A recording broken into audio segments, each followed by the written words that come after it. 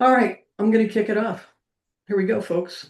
Thanks everybody for joining us. We sure appreciate your time on a Friday. Actually, I hope this works out very good for your Friday schedule. We're very pleased. We've had quite the good registration, which doesn't surprise me because this is a very popular topic with all of you. So whether you have snow, whether you don't have snow, whether you're hoping for snow, we're glad to have you here.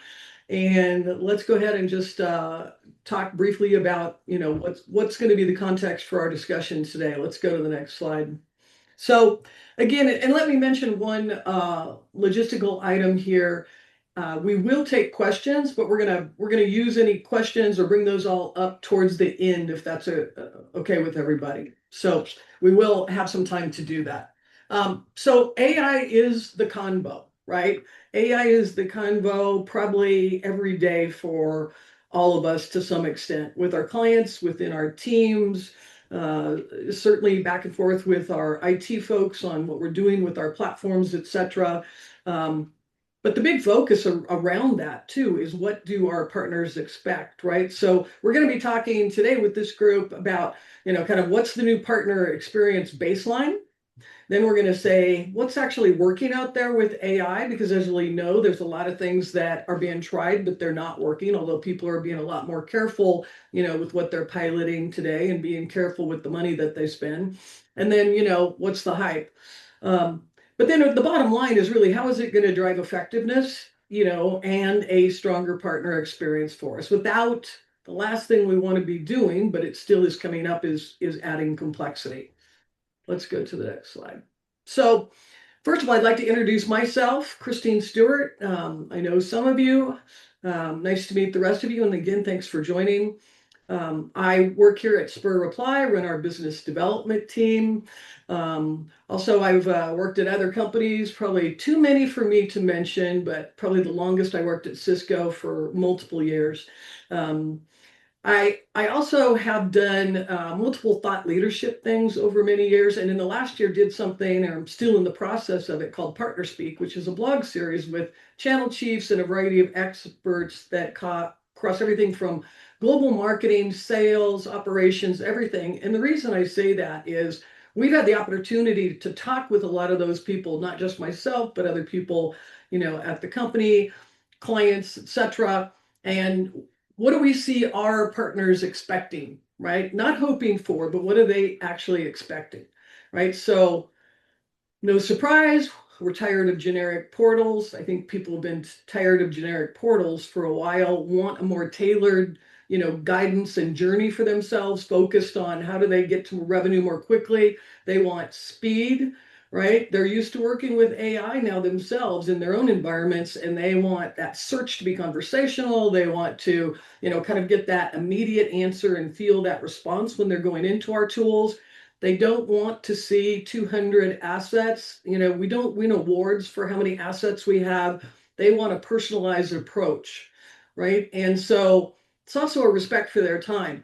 Listen, they don't wake up in the morning thinking they can't wait to talk to us every day, right? So we need to be very efficient in the time that we use with them. And that kind of ties into this focus over frequency. And we've talked about that in past years, and it just continues even stronger, is people don't want a whole bunch of engagement from us. They want the engagement that, applies to them, applies to what they want to do, and helps drive them, towards their next best action with us. So with that said, I'd like to introduce you to the panel that we have today. These are the absolute perfect folks to be talking about some of these questions and answering them for. And I'd like to let them just kind of interact with each other. And so if we could start with some quick introductions from each of them. And well, we've got Josh up right now. So Josh, why don't you start? Sure. Hello, everyone. My name is Josh Camrath, and I am about an hour and a half north of Denver in a town called Loveland by Fort Collins, Colorado. And I'm the CEO of Bongo. So Bongo is a AI-powered role play and video assessment tool that marries coaching and essentially turns channel partners into certified revenue drivers without adding a bunch of headcount. So super excited to be joining the panel and participate in the conversation. Not that I'm biased, but I have to say I'm fortunate in the fact that these two gentlemen on here representing technology platforms, these are some of the top and coolest platforms out there. And when you get the opportunity, if you don't know them, which you probably do anyway, but go check them out. All right, over to my colleague, Kate. Excellent. So my name is Kate Kadai. I'm the managing director of Spur Applies Ecosystem Practice. I'm based over here in Seattle, and I'm one of those who are hoping for snow right now. It's not been the best of ski seasons for the West Coast, so fingers crossed here. I have the unique position of both being part of a go-to-market focused consultancy that's been in the partner strategy space for the last 20 plus years, but also being part of an international network of AI native technology consultancies that have this really deep technical expertise. So Reply has been helping customers identify use cases, create and deploy custom AI solutions, and just generally staying on top of the latest trends for years now. And so this topic is near and dear to my heart, is thinking about my own area of passion, partners, and combining that with that deep technology expertise. And it's a privilege to be here, as Christine said, alongside panelists who have this amazing technology and are leading that day in and day out with customers. Thanks, Kate. Stephen. Thanks for having me. Hello, everybody. And I am a transplant, 25 years in the Bay Area. I recently moved to Charleston, South Carolina, which is why I'm wearing this tropical wear today, right? So I'm the CRO at Structured, and we're the leading AI native channel marketing automation platform.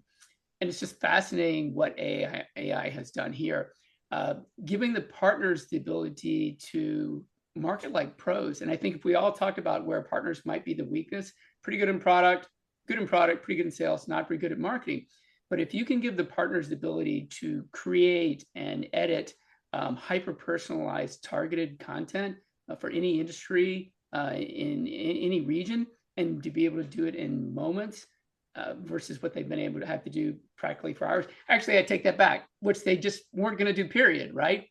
And now all they do is just ask, and they're able to get this great content right away. So big game changer. Very cool. All right, here we go. I have the unenviable, or maybe it is enviable, job of keeping all these smart people in line and along a reasonable timeline so we can answer a bunch of cool questions for you and still have time at the end. So I'm going to start off with the first question. I'm going to direct this towards Kate.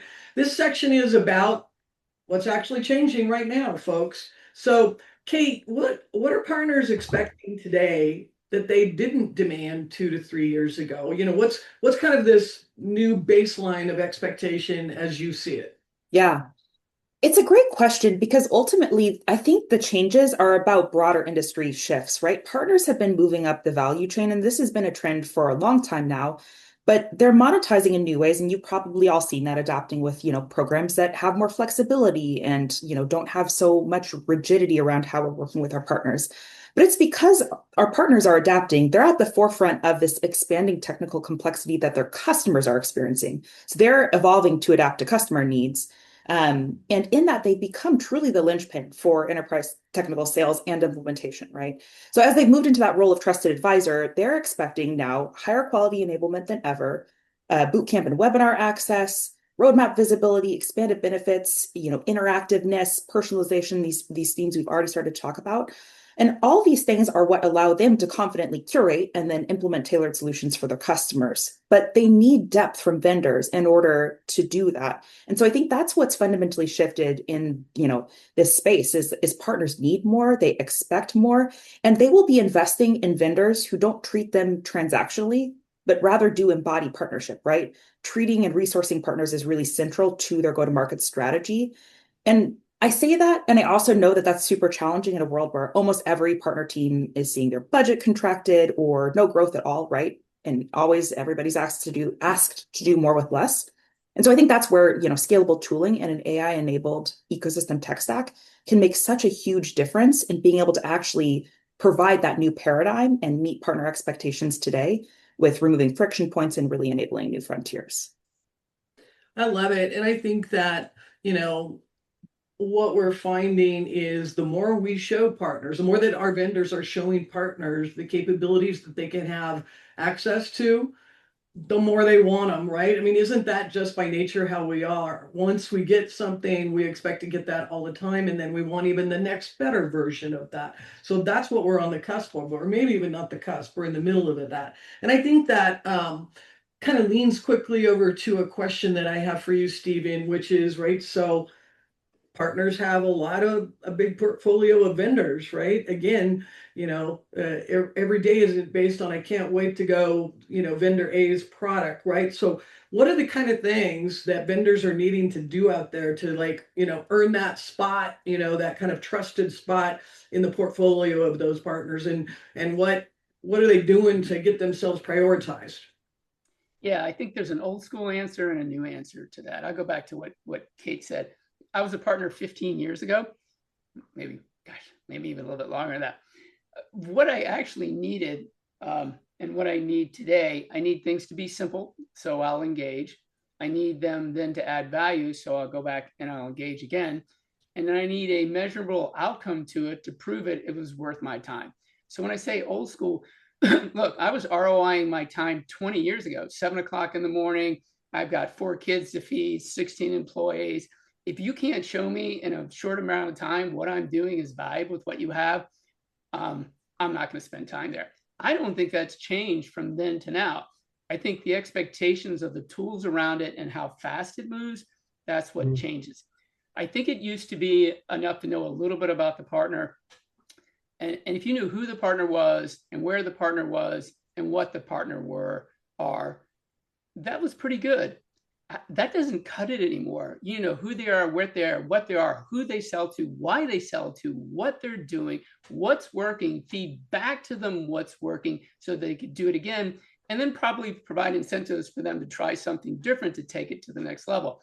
So I think there's the old school element to that. It's just rapidly becoming much more complex, right? And the cool thing is, I think the technology is out there. I'll let Josh talk about that. But the ability to make recommendations to partners, I know we're going to get into it, but when we're living in a just ask world, they don't really want to just ask. They want to tell you a little something. Then they want you to tell them what they should do, why they should do it, and then why they should do it again. Sorry, that's sort of a long-winded answer on that, but I'm pretty sure that's where we're headed. Well, and this is setting the stage really for what we're going to talk about later. And that's that, again, these expectations are starting to be established out there by some of the tools that are showing up. Hey, Josh, I wanted to ask you then, kind of in this same light, this also then causes an evolution of what are we measuring, right? So what are we measuring? Maybe not just in, I could loosely say partner programs, but that encapsulates all the other things within those, right? As we change programs, as we offer different ways to do marketing campaigns, maybe in a life cycle fashion, as we do all the different things, that we can start providing for the partners. Are we measuring those? Are we starting to look at measuring things differently? And I know in particular you could talk to it from the the enablement side too of what we're starting to share with our partners to make them more effective salespeople for us. Yeah, I would say, kind of going off of what Stephen was saying, from an old school way of doing it to a new school, or a more modern way of how to approach it. I think it's both, Christine, what you were just mentioning with, being able to have or allow partners to be able to wrap their heads around what is the partner program, what's in it for me, what is the definition of good actually look like. But also just like, being able to measure and hopefully improve, as product changes happen, right? So of course the partner really wants to know about their commission, but like, if we can help them get more sales, their commission will be higher. So it's kind of a two-pronged component there. But from a standpoint of like, the old school way, I would argue, of like what is getting measured.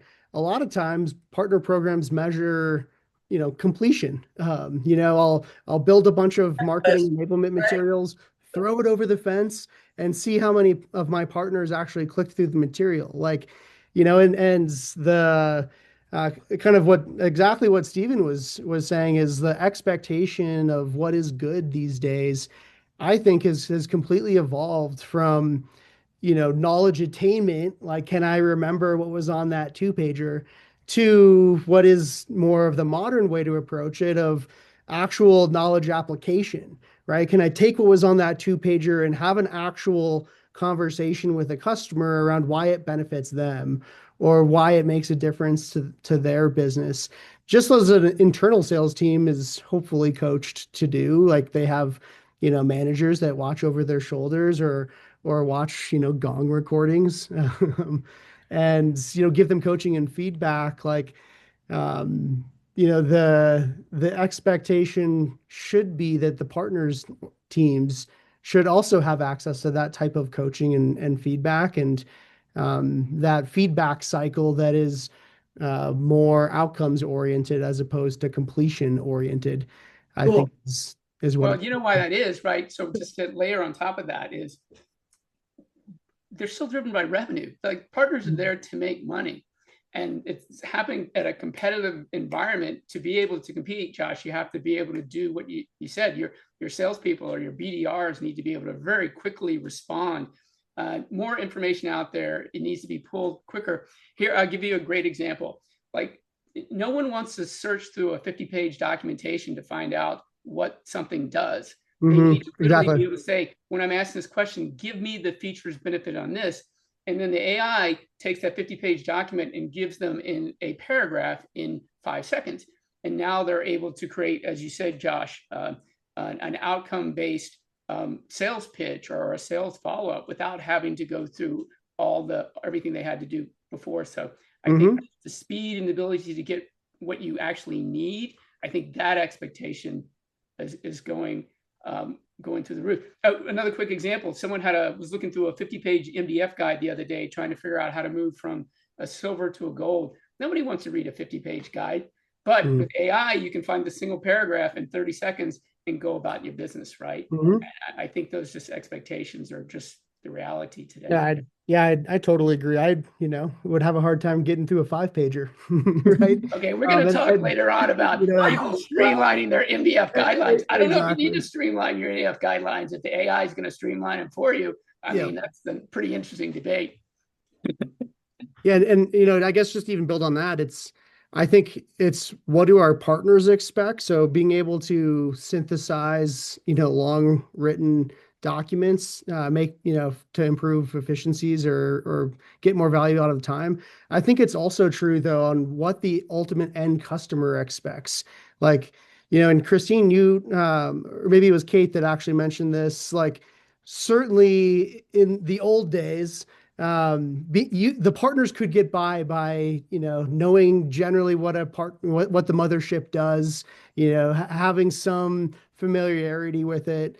These days, partners the customers, if they're not receiving value out of the partners, why work with them, right? Like they can ask ChatGPT for the same answers. So like equipping partners with the ability to add value to the end customers and be able to do so in a scalable fashion, like you were just describing, Stephen, I think is more or less like paramount today. Well, not only is it scalable, sorry, Kate, I'll let you jump in here, but it needs to be accurate. The problem with ChatGPT, sorry about that, is the customer's going to ask that, but they're not sure what they got. What we need to do is make sure we're not only allowing them to get it quickly, but it needs to be on brand and it needs to be correct. I think that's what we need to make sure that partners have the ability to do. And just letting partners go out and ask ChatGPT, that's as bad as letting the customer do it, right?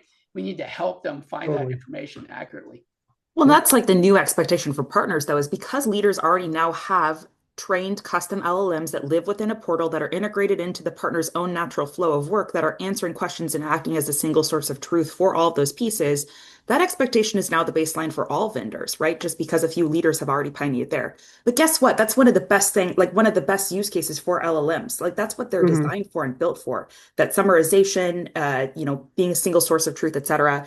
And I think so that's something that every single vendor that I'm working with, all of my clients, I'm like, all right, let's get on that. If you don't have that, you need that. But a couple things about it. One is it does have to be integrated into the flow of work. So use the already there AI capabilities in the tools you have. Like if you are not taking advantage of the native AI capabilities of the tools you have, go talk with your CSM and like go figure out your tech stack and how you can optimize it. And if there are new use cases that you're dreaming of, there are probably incredible solutions out there. Just thinking about both of your platforms, Josh and Steven, like really, really amazing things. Like get out there and explore. There's so much that you can unlock today. So I think that's really critical. But one thing I will note too on that source of truth piece is even if you don't like you don't have budget or appetite to like start moving directly into enabling, stuff like, for instance, a custom LLM today, start prepping for it. Get your data in order, get your content in order, because AIs need to be trained on the latest content in order to be accurate. And like, how many times, do we have these, sprawling CMSs that are full of like out of date stuff, right? So like, do that prep work now. It's not glamorous, but like, I recommend that to all of my clients. It's like, get ready for AI tooling, because it will take some effort and time. Yeah, and just we're living in a RAG world, right? And you can create it as broad as you want, and the ability to upload that right content. I remember someone told me, hey, if you think of like your AI agent as just a college graduate and a great writer, and then you are training it on everything, and it's unlimited what from your URLs to APIs that'll ingest information to content that you upload. You're right, Kate. You can train it and you can actually even make it to be smart to like what's relevant, right? So is your content up to date? Is it relevant versus going and pulling down content? Now you can train it to look at what's relevant and what's accurate today too. So completely agree. You guys are evolving into that next topic, which is, we've now reset that baseline where the expectations are reset. You've touched on it a little bit, but if you guys could each talk about like what use cases are out there, like what's working today, and feel free to say if you've spotted things or listened to a client of, some things that kind of aren't working. But I think we ought to let's focus on the things that are working. And then also along with that, talk about what's really reducing friction for partners. And Kate, why don't you go first? Yeah. So in addition, again, to kind of that built-in custom LLM, the single source of truth, general resource knowledge base, frontline support is another use case we're seeing start to really work well. Co-sell discovery, right? That's more of an internal use case sometime, but surfacing those key partner details. I mean, I think Josh, Steven, I think one of you mentioned this earlier, right? Like we need to know like not just like who the partner is and that they exist, but like really detail about what that partner does. That gets ingested by AI and then helps connect the right partner to the right opportunity for teams. So that's another really great use case. We're seeing personalized insights, so partner reporting, but taken to the next level. And then I think to the like reducing friction side of things, there's a bunch of like very non-sexy applications of AI too that are so practical and so great, right? Auto association, localization. There's just all this low-hanging fruit that can be implemented today. But I'm curious to hear, Josh, Stephen, what have you all been seeing?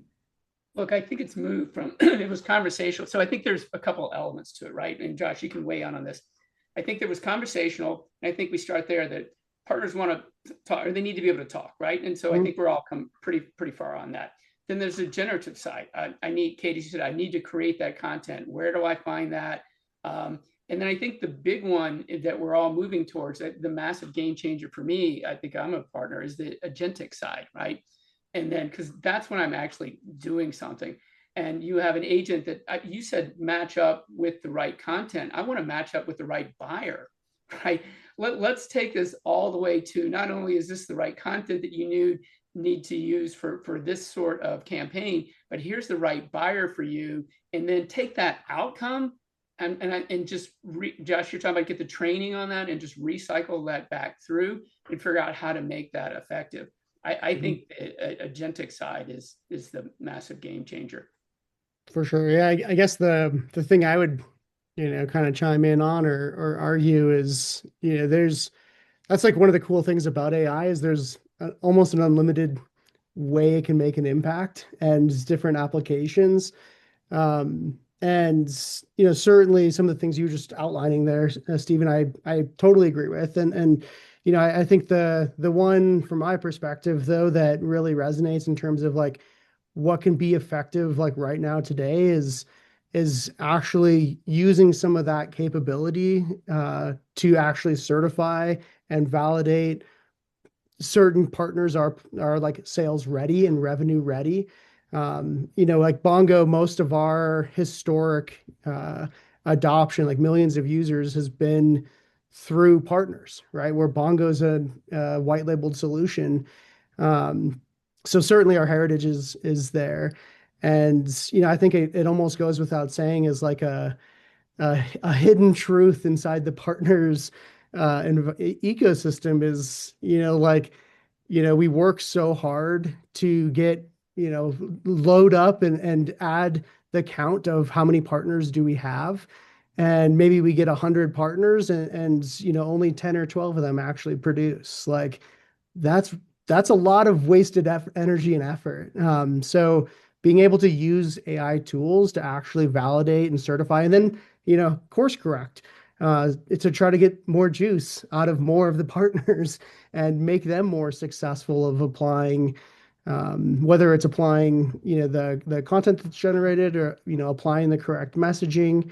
Kate, like what you just mentioned, like being able to connect the right end customers with the right partners that are going to maximize the likelihood of close. Like, um, but I think ultimately it comes down to like validation of, are the partners actually ready, or are they just filling out the form to become a partner and then are sitting on their hands waiting for leads to come in? Like that's the epitome of not effective. But Josh, let's take that to, kind of one of the, man, it would be perfect if we can get to this and everybody Mhm. would like to, but we're a partner and it goes back to kind of those what partners want stuff.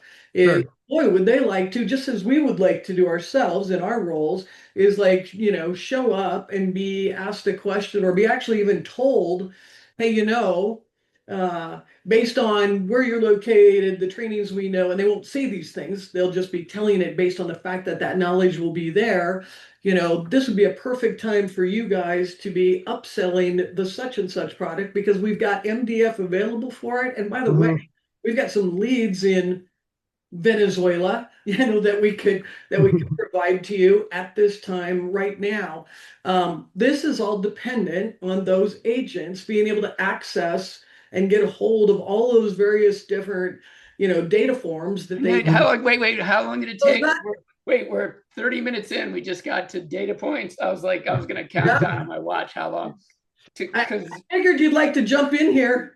it is about the data, right? There's this ecosystem. We're in channel marketing automation side of thing, but what you're talking about, Josh, in preparing, there's the MDF side to it. There's incentives, and until all that data is getting done and pulled together, hey, talk about somebody who's doing that really well, ServiceNow, right? And there are other folks Mhm. out there do it. I think they're doing an amazing job of figuring out where to get to that just ask for that partner, and to be able to do that and to be able to pull in, like if I'm a partner and I'm looking at, okay, I've got a lead or I'm going to run this campaign, don't tell me I can go find out about MDF. Tell me I have MDF. Tell me this is Exactly. what I should Mhm. be doing. This is what others have been doing. This is what effective. And then, by the way, Josh, then do I need to go through training? Oh, maybe there needs to be an incentive that's tied all the way along to walk you through that. And all that data needs to be tied together for the MDF, for the incentive, for the TCMA, all, Josh, to have that outcome that you want. And so in the end, it's all about pulling all that data together. Mhm. For sure. I think, at the end of the day, like partners want to get paid.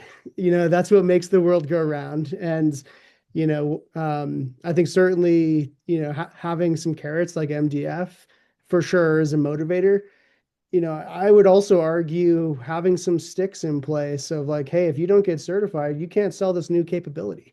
You want the latest and the greatest. Like, well, prove to me that you can actually sell it, and it's not just going from silver to gold from a sponsorship standpoint or partner level. Like, I think it's You gotta sell philosophical you shift that needs sell. to happen, or kind of is happening. It's like how partner programs. It's not just it's no kind of the first topic of like the old way of doing it, of begging and pleading that partners sign up to sell our products. Like if there's a difference between having the ability to sell the product and actually selling the product Mhm. and getting paid. And I love it.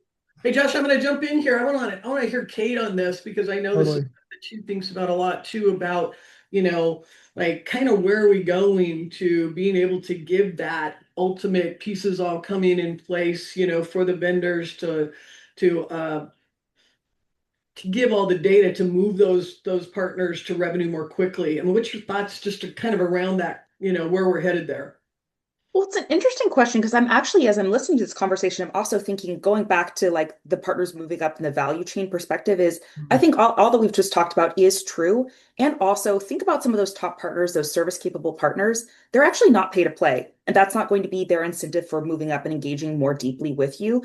They're not looking for, referral bonuses or resale discounts or what have you. They might not even take money from you at all. But what they do want is to have that recognition for their existing capability, right? They're probably specialized in verticals, and then horizontals, specific areas of tech.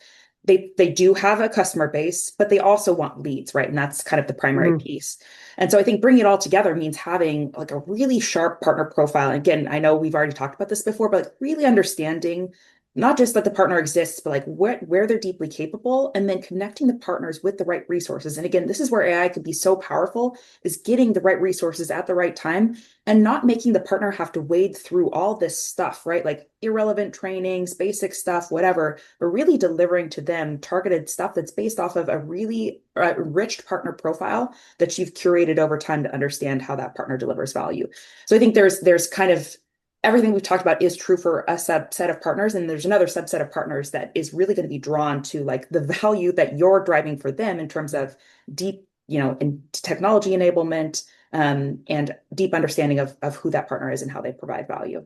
So, Christine, I don't think I fully answered your question, Yes, but just no, wanted to it give that absolutely other lens to answers the another part of question. the ecosystem. It absolutely answers the question, and it ties to what we're seeing out there, right? So I think Salesforce is just announcing like next week their new consulting partner program. Yeah, yeah. We know it's a big portion of what Cisco announced with their 360. You and I have talked to some clients that are about to, that haven't said it yet, but about to announce consulting programs. A big client of ours has been doing GSI and SI/consulting bespoke and getting ready to do bigger announcements. So that's where people are at. And you're right. It's not all about MDF and all of those things. It's about how do I make money selling the stuff that makes me the most money. Yeah. Well, and it's both and too, which is also like a new challenge for vendors, is like you've both got kind of more of a legacy ecosystem and an emerging partner ecosystem, and you have to serve them both. Again, where incredible tooling can come into force for sure. And I think part of why the evolution too is like as you adopt more and more AI solutions into your own like platforms that, existing platforms and applications and so forth, that also means you have to have new types of partners and new partner capabilities in your ecosystem to be successful. And I think part of what I've been trying to speak to is like what it takes for those partners to feel engaged and to win with those top partners. I got two questions here at the end I wanted to make sure to get to, and they kind of go together, but they each stand on their own. So I want to keep them as separate questions. And I think I'll let you answer the first one and then I'll go to the second, but I'm going to go ahead and state it. So the first one is like right now, right? With a time and budget constraint, like basically everyone has, what would you do right now in this space around AI um, to make a difference, right? To move the needle. And then I'm going to let you answer that one. And I'm going to come back to each of the three of you and ask, what are you going to be focused on? What would we be talking to our customers what they should be focused on to move it for them, to really prepare them for the next 2 to 3 years, because there's going to be a lot of changes. So let's talk first. And I'll go to you, Stephen, first on the what would you do right now this next quarter if you really were going to put your bets on something that you got to stand in front of your boss and say, I can show some needle movement from this. What do you think? I think a couple of things. By the way, Kate just talked about the whole partner journey using AI and that. So we could have we could spend a lot of time there. That's a follow-up whole Well, set. look, I think you have to reduce complexity, and I know people remove friction. How does that work? Well, look, talk to any partner. I talked to a $50 million partner the other day. I talked to a $5 million partner. I talked to a $500 million partner. The one thing they were saying, we're talking to the marketing, is I can't find content. I can't find the right content. I kept hearing, I can't find. That is crazy. right? It shouldn't be happening today. Make it easy, remove complexities, remove that friction. We were working with a client the other day that had 800 campaigns. We were working with another client who had 800 URLs in their portal for that partner. Like nobody's going to use that. Mhm. They're not. You've got to reduce that complexity. And once again, that goes, how do you build a just ask world and then have enough data around it inside of that? So when it's a just ask, it can help guide them as well too. There's a whole new thing I'm curious about enablement. And Josh, maybe you can talk about that, because we're seeing this, we're moving from not enablement around how do you point and click. It's around a portal. It's enablement on how to ask and engage and get to where you need to go. It's a totally different sort of training that we're seeing. So remove friction, remove complexity. Excellent. Josh?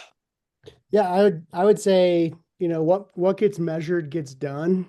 And, I would every organization, even if you're, Apple, there's unlimited wants and with limited resources, right? So, I think for partner organizations, if they're looking at, the rest of 2026 of how do I make the biggest impact, how do I get the most bang for the buck? I would go, validate that just the partners that I have can actually articulate the value that our company's created. And then with that data set, you can, I think, create an action plan of, okay, this group, they're kicking butt. We want to just like empower them. This other group, which is probably the majority, they're a little bit lost in the woods, right? And maybe with a little more coaching or a little bit more clarity of, or access to content, they could actually step it up and put their production into another gear.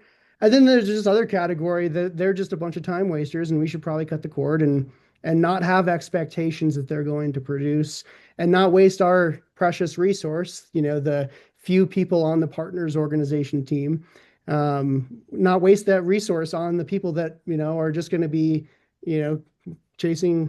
chasing rabbits or, on a wild goose chase. All right, so we've got reduce friction. We've got get serious about what you've really got in your partner portfolio today and what you're going to do with them. And Kate, I'll go to you. And Wait, before you go to Kate, can you say, I think you can tie them together for Kate, because Kate's going to tie them together. Josh, if you take what you said and take that right content and get to the right seller at the right time to get to the right buyer at the right time, I think this is sales and marketing coming together. So I'm just sort of teeing that up for you, Kate. I think it's sales and marketing coming. I think it's sales and marketing coming together for an external team, right? For partner organizations, right? There's a litany of tools to help, internal sellers sell a little better, right? And I would argue there's kind of this emerging category of the tools that have a similar capability, but are fine-tuned for partner organizations, for the external people, for the people selling ServiceNow product that don't have an @servicenow.com email domain. I mean, all right. I love this. I love the conversation on the new paradigms that we can unlock. I will say, if you don't have some of those basic use cases that we discussed earlier already today, do that right now, right? Because you're already behind in that sense.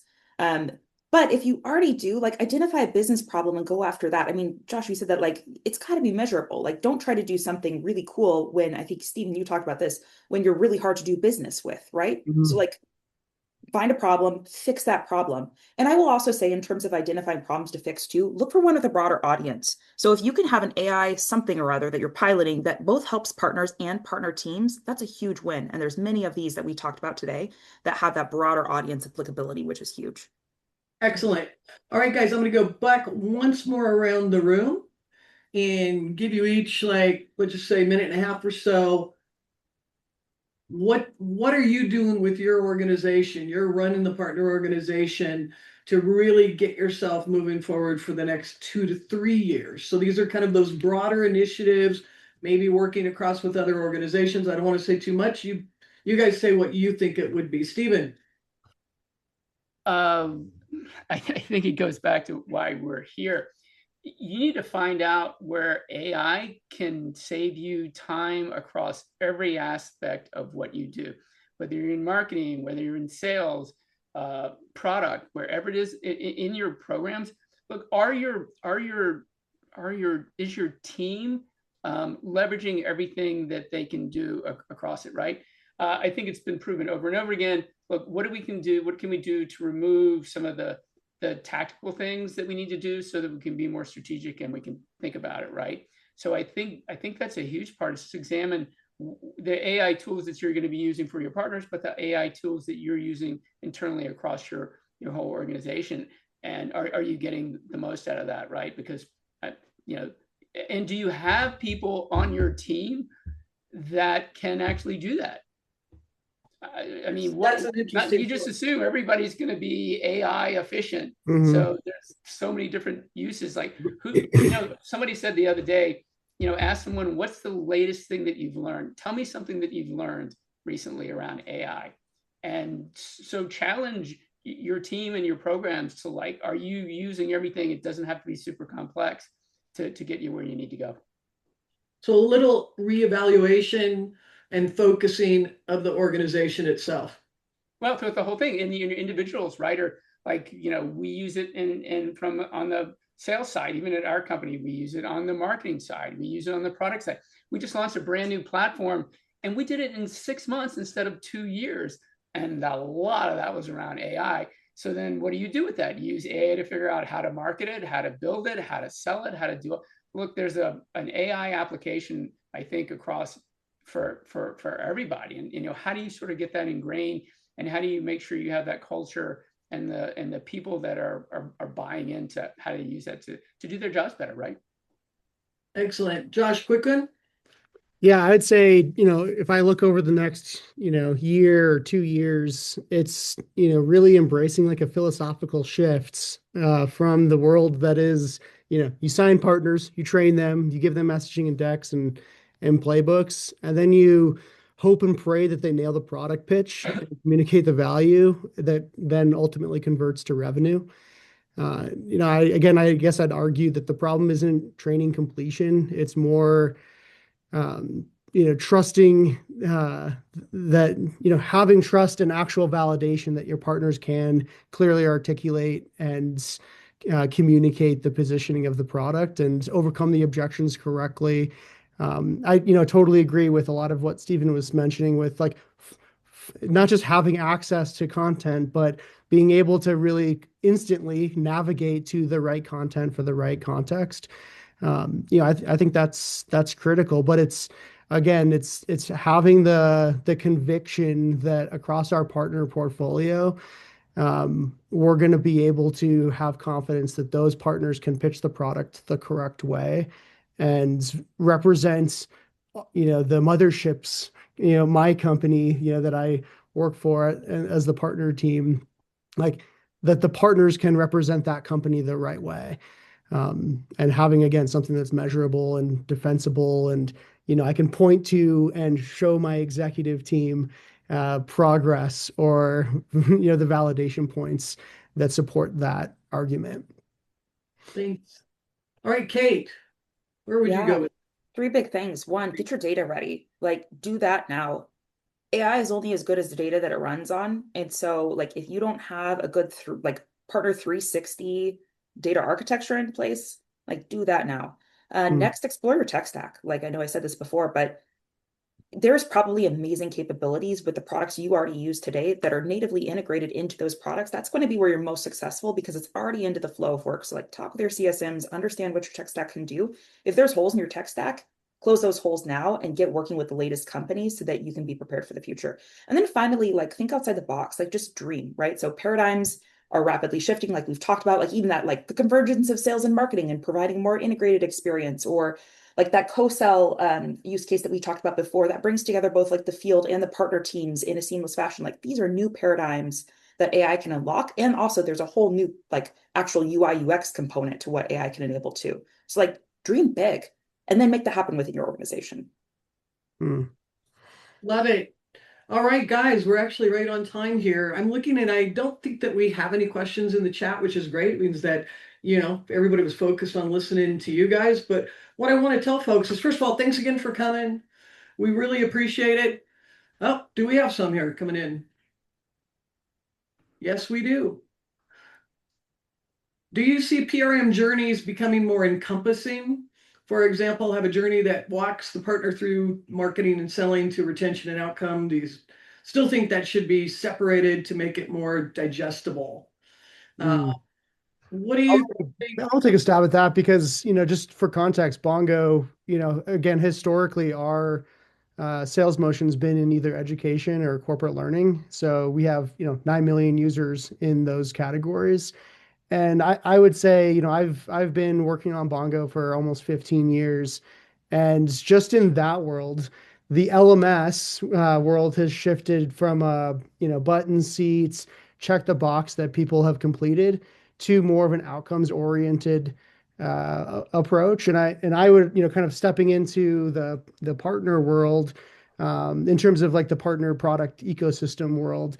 Um, I think the PRMs are kind of in a similar boat where, they've gotten by for a long time with deal attribution and deal organization and kind of being a CRM for partners. I think the same shift's going to happen where the expectation of what an organization gets out of a PRM is just going to increase significantly. And being able to equip partner organizations with not only who gets credit for closing this deal, but helping them actually close the deal. That's I think how the PRMs are inevitably going to have to evolve or fizzle away. Yeah, and my only point onto that is the whole entry point, Josh, and how you get it, it's not going to be linear anymore based on you said who the Exactly. partners and what their skill sets are. Why do I have to go through this if I can already do this?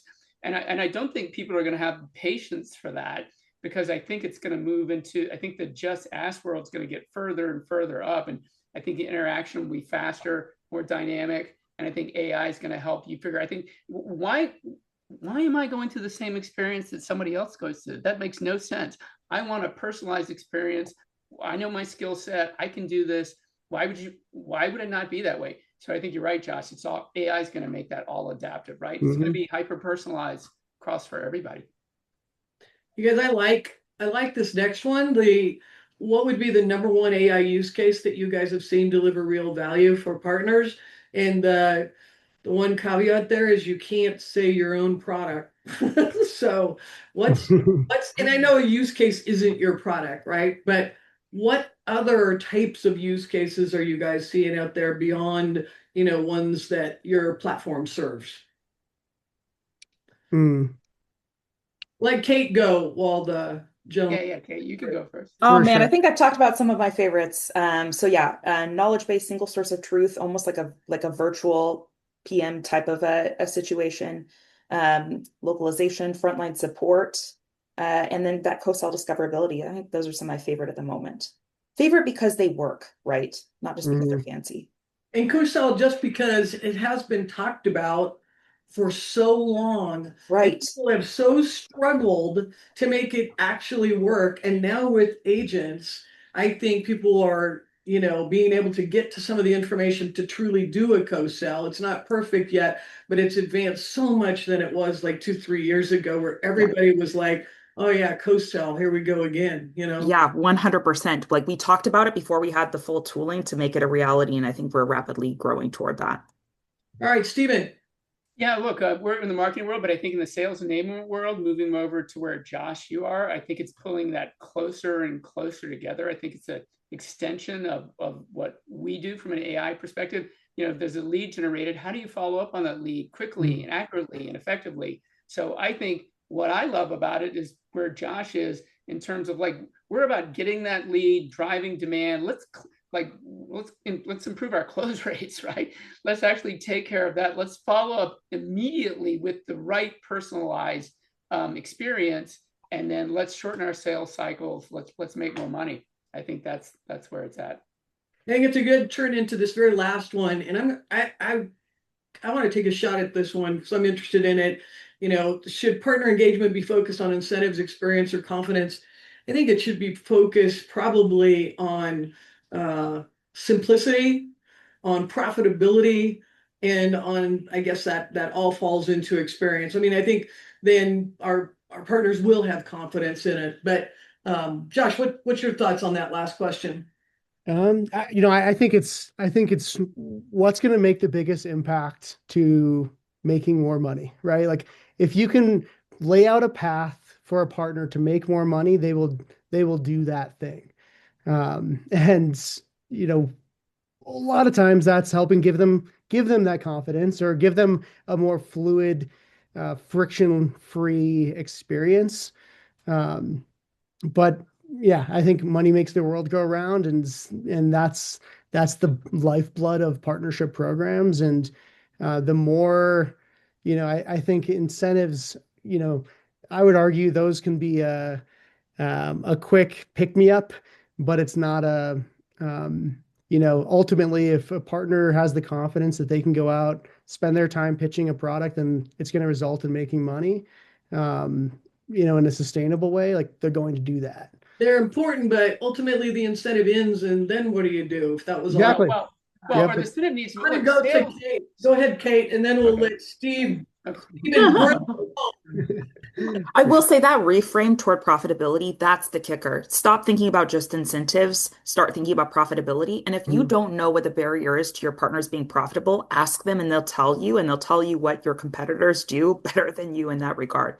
Because they might say like, hey, it's only that you bring me like shitty leads, right? Like maybe that's a barrier to profitability. Or maybe they say like, you know what, when I really need to get that just additional competitive discount to get that deal over the finish line competitively with a customer, you don't give it to me, or you give it to me too slowly. I just need that deal to move a little bit faster. Like that's how partners are thinking about profitability. Like have those level of conversations.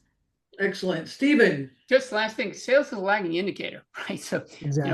what if you're going to incent them to get really good at to improve their close rates, to do better demand generation, to do better customer satisfaction, figure that out, right? Not, I think that's the way to look at it, is just take it further up the funnel. As we close this up, and we're looking at Stephen on the screen right now, and I think of what he personifies on a Friday, which for some of us are now entered into Friday afternoon. I'm just thinking Mai Tai. That's what I'm thinking. Thinking of my time. Buddy, joking Absolutely. aside or not joking aside, everybody have a wonderful afternoon. We appreciate you showing up. We appreciate the questions. And guess what? We don't go away. We're out here on LinkedIn, and just reach out to us. I know all of these folks are really willing to answer questions and love to share their time. So please reach out to us, and please show up next time. We'll put together another fun group for you. Take care. Awesome. Thanks, guys. Thank you.